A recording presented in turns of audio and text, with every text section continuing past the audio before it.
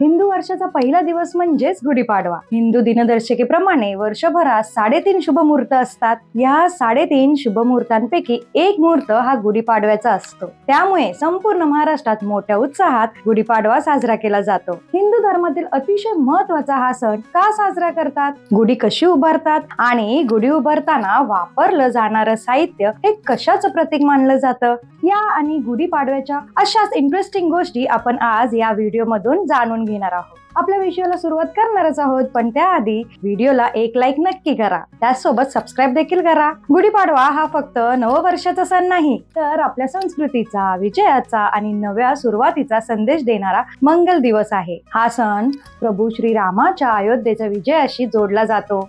ऐतिहासिक दृष्टिकोनातून पाहिलं तर प्रभू श्रीराम रावणाचा पराभव करून अयोध्येत परतल्यावर लोकांनी आनंदाने घरासमोर गुढी उभारली होती, म्हणून गुढी विजयाचं प्रतीक मानली जाते। गुढीपाडव्या दिवशी घरोघरी गुढी उभारण्याची परंपरा आहे, परंतु गुढी उभारणे म्हणजे फक्त एक परंपरा नाही, तर त्यामागे एक खूप सुंदर तत्वज्ञान आहे। गुढीला विजयाचं ध्वज मानलं जातं। उंच बांबू हा शक्ती आणि स्थैर्याचं प्रतीक आहे। त्यावर फडकणारं रेशमी वस्त्र समृद्धीचा आणि ऐश्वर्याचं संकेत देतं। कडुलिंब आणि आंब्याच्या डाळ्या हे आरोग्य आणि शुद्धतेसाठी महत्त्वाचं मानलं जातं, कारण त्या शरीराला शुद्ध करतात आणि आपली रोगप्रतिकार शक्ती वाढवतात। गोडवा आणि आनंदाचं प्रतीक म्हणून साखरगाठी बांधल्या जातात, तर वर ठेवलेला तांब्याचा किंवा चांदीचा कलश शुभतेचा आणि विजयाचं प्रतीक आहे। नवीन वर्षात सकारात्मकता, समृद्धी आणि यश आपल्या जीवनात यावं म्हणून गुढी उभारली जाते। गुढीपाडव्याच्या दिवशी काही खास विधी पाहायला मिळतात।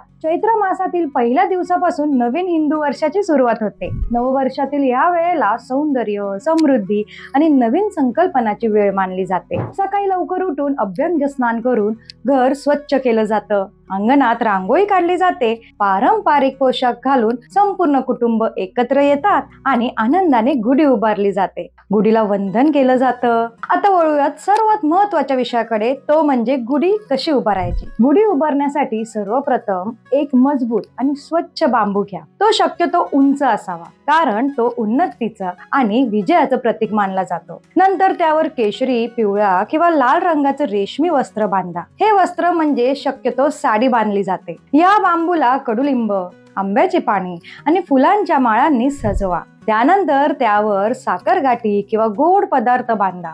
शेवटी गुढीच्या टोकावर तांब्याचा किंवा चांदीचा कलश ठेवा। या कलशावर कुंकुवाने स्वस्तिकाचे चिन्ह काढा। त्यानंतर तुमची गुढी तयार होईल। ती तुमच्या दारात, जमिनीवर किंवा भिंतीला टेकून सरळ उभी करा। उभारलेल्या गुढीची पूजा करा, दर्शन घ्या आणि संपूर्ण कुटुंबाला गुढीपाडव्याच्या शुभेच्छा द्या। गुढीपाडव्याला विशेष प्रसाद म्हणून कडुलिंबाच्या पानांचा काढा किंवा गूळ आणि कडुलिंबाचं मिश्रण घेतलं जातं। कडुलिंबाची चव कडू असली तरी ते आरोग्यासाठी खूप फायदेशीर असते। असं म्हणतात की गुढीपाडव्याला कडुलिंबाचं सेवन केल्याने वर्षभर आरोग्य उत्तम राहतं। या दिवशी महाराष्ट्रभर विविध कार्यक्रम आणि शोभायात्रा आयोजित केल्या जातात। ठिकठिकाणी पारंपरिक वेशभूषेत सजलेले नागरिक ढोल ताशाच्या गजरात सहभागी होतात। महिलांची लेझिम पथकं, पारंपरिक मराठी फेटे बांधलेले पुरुष, मुलींच्या नऊवारी साड्या आणि संपूर्ण मराठमोळं वातावरण ह्या शोभायात्रांची खासियत असते। ही ऊर्जा आणि उत्साह संपूर्ण महाराष्ट्रात अनुभवायला मिळते। गुढीपाडव्याच्या दिवशी खास मराठी पदार्थ तयार केले जातात। पुरणपोळी, श्रीखंड, वरण भात आणि पुरी हे पदार्थ महाराष्ट्रातील प्रत्येक घरात बनवले जातात। कडुलिंबांच्या मिश्रणासोबत गोड पदार्थांचा आस्वाद घेत हे नववर्ष गोडसर सुरुवातीने साजरं केलं जातं। काही ठिकाणी या दिवशी नवीन वस्त्र, सोने किंवा चांदी खरेदी करणं शुभ मानलं जातं। तसेच हा दिवस व्यवसाय सुरू करण्यासाठी आणि नवीन उपक्रम हाती घेण्यासाठी उत्तम मुहूर्त मानला जातो। बाकी हे झालं संपूर्ण महाराष्ट्राचं, पण तुमच्या भागात गुढीपाडव्याच्या दिवशी काय विशेष केलं जातं ते कमेंट मध्ये नक्की सांगा। व्हिडिओ आवडला असेल तर लाईक करा आणि अशा सणांच्या माहितीसाठी प्रणिताज विश्वाला सबस्क्राईब करा। पुन्हा भेटूया एका नवीन विषयासोबत। तोपर्यंत धन्यवाद आणि गुढीपाडव्याच्या खूप शुभेच्छा।